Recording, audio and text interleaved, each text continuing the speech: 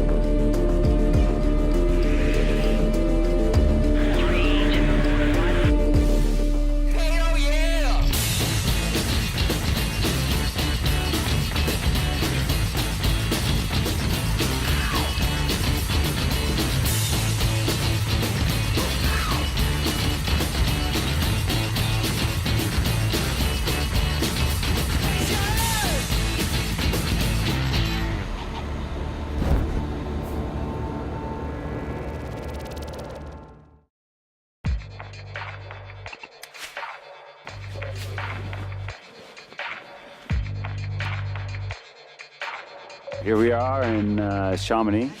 Well, Chamonix in France. You know, I really don't have a ton to tell you besides this is one of the most magical places I've ever visited. As corny as it sounds, it's the birthplace of the word extreme. And whether it's rock climbers, skiers, now wingsuiting and speed flying and everything in the middle, you know, it's people that are taking the next step in any of those type of sports.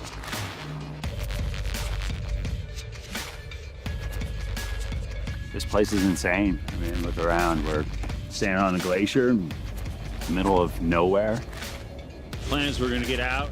We'll fly towards this peak here, and then we'll arc out towards the center. If we have any extra altitude, we'll do a couple zigzags, and yeah, should be fun. Day on the glacier. And it's a place that feeds the animal.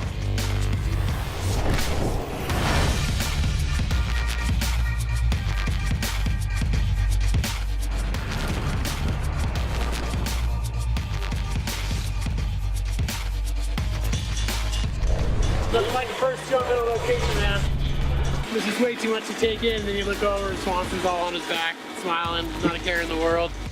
I'm gonna do some more.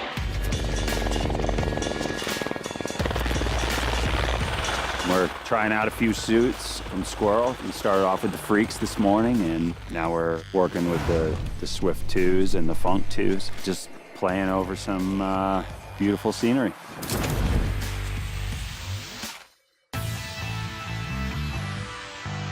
What we're doing here is really very different from skydiving, even though in principle it's the same. It's so much more intense.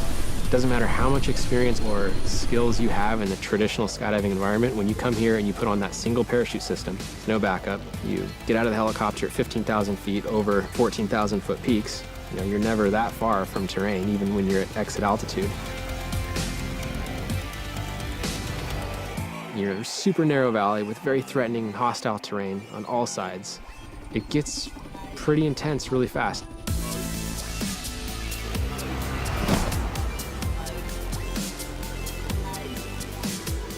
It's not like you can just relax and pretend you're skydiving. You're sort of tripping out on the intensity of it the whole time.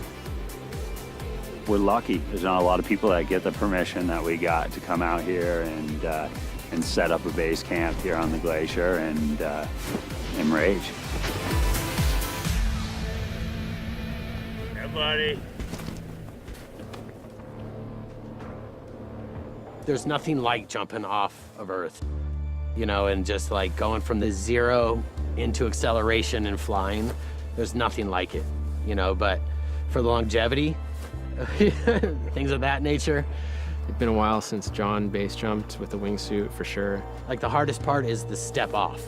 Everything's running through your mind, like your perfect exit. Because that step off, it's one sequence of that no feeling to feeling. Did I do everything right? There it is. Back home, right? Like the second you feel it, you know, it's like, I know where I'm at. And I think Mike Swanson was also pretty keen to get a warm-up in. We showed up to this massive cliff, and it was a nice right flight. We got off the wall, and then you could turn right and fly down the wall for a second. There were some trees you could play with. So it was a good confidence booster to go out there. Once I'm flying, my confidence level goes through the roof because I know where I'm at. Definitely not like riding a bike, but for these guys, it's kind of like riding a bike.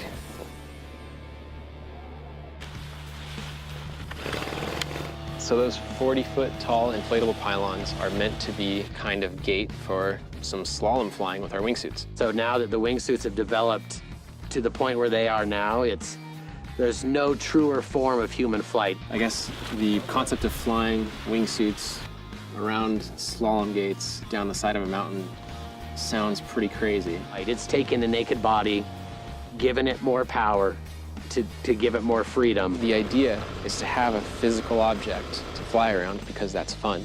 And it's 100%, human body piloting. And we're showing that by being able to fly feet off the ground in a super controlled way.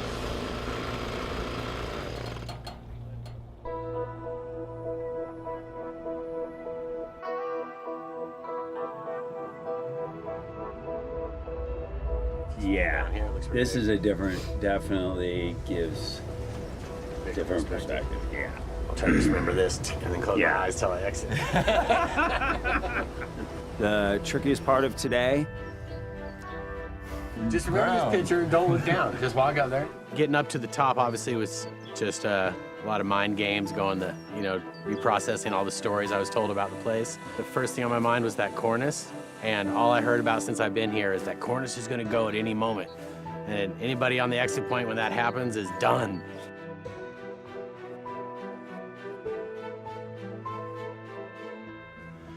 I'm not super current. I did a jump yesterday to warm up, break the rust off, but I had my ACL surgery, so I took a year off. So this is quite the jump to be coming to for my first one in a little over a year, So we'll see how it goes. a shorter exit, and when you stand up there and you look at it, it looks really flat. It's quite a trick on the mind. The initial jump was probably the trickiest part of my day, just before I actually got to the exit point. Just being like, man, am I gonna have to walk down off this thing again? How's it gonna look?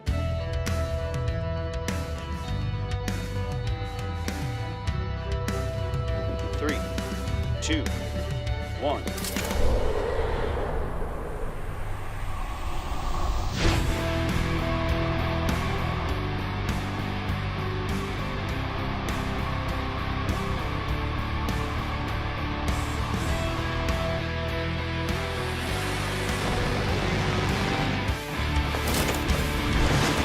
All these people, most had the same story. As the first time they walked to the edge, they turned around and went home, and they didn't jump.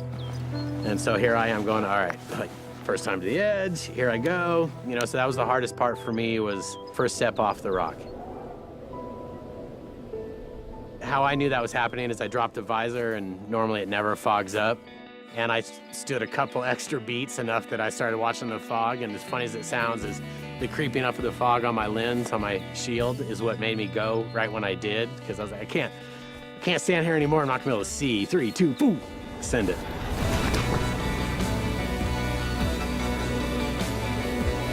Flying the gates was a little tricky on the second too, because John and I, it's our first time jumping here, and so we don't really understand where we can be at what altitude and still make it back to the landing area. So it was an on-site kind of thing.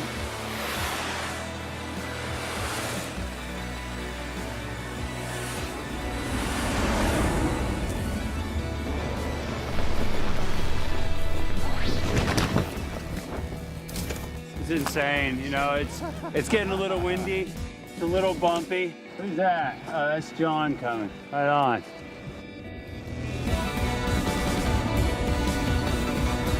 As soon as you step off the rock, the wing inflates, you're at home. and then it's game on. So, you know, from that moment forward, it was just pure stoke. Yeah, it's pretty sick. Yeah, man.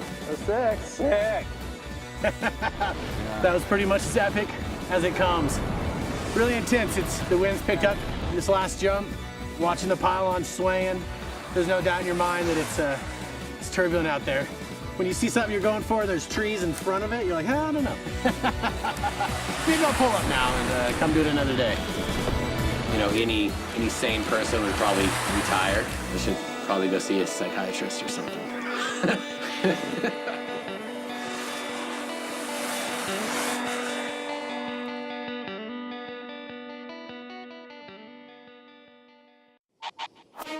We're here at Skydive Arizona to break the current upright world record. The weather ain't gonna be cooperating, so we just gotta make it happen. We're kind of trying to build this giant formation going against gravity. And there are a lot of little areas where things can go wrong.